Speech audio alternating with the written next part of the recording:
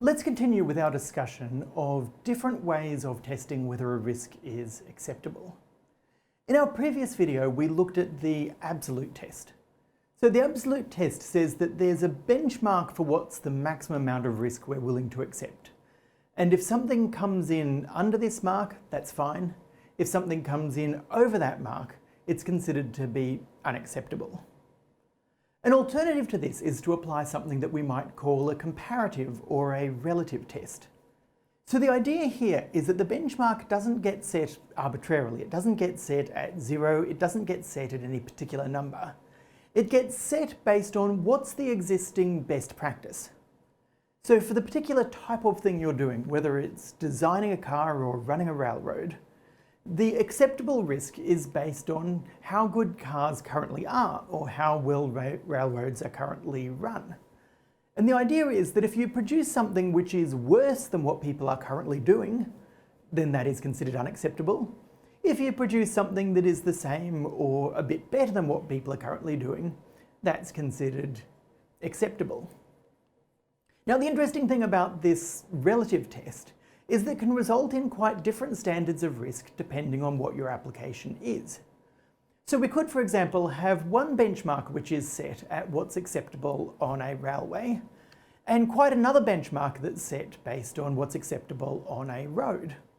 The railways generally tend to be safer, so acceptable risk for a railway is also a lower amount of risk. Roads tend to be quite dangerous, so the acceptable risk for a new car or a new form of transport on the road is also set higher. When we evaluate a new risk, we then need to decide what's the appropriate thing to compare it to. Do we compare it to existing rail? Do we compare it to existing road? It's fairly straightforward if what we're doing is simply replacing a like system with a like system. So let's say that what we're designing is a new type of car. We know that the appropriate thing to compare it to are current types of car. If we're installing a new railway, we know the appropriate things to compare it to are existing railway equipment of similar type. It becomes challenging if what we're introducing is, say, a light rail system that runs on the roads. Is it acceptable for it simply to be safer than the cars that are running on those roads, or do we hold it to railway standards? That's the challenge with relative risk, but also the advantage, because it lets us take into account that the society does, for better or worse, have different tolerances for different types of risk. So relative risk says that society can have preferences. It can be okay with aircraft being super safe and okay with cars being not particularly safe. It prevents unrealistic expectations because the targets are always set based on what's already been achieved. We're not asking people to produce the impossible when it comes to risk, we're simply asking them to match what people have done before.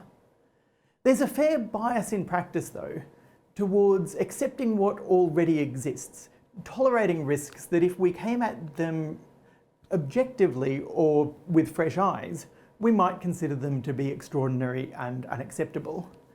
And one of the side effects is that sometimes we can end up rejecting new technology just because we're very comfortable with what we have now. Even if what we have now isn't really as safe as we think it is, we might demand extraordinary standards of evidence that the new stuff is safer, even though the evidence that the current stuff is safe is not so good.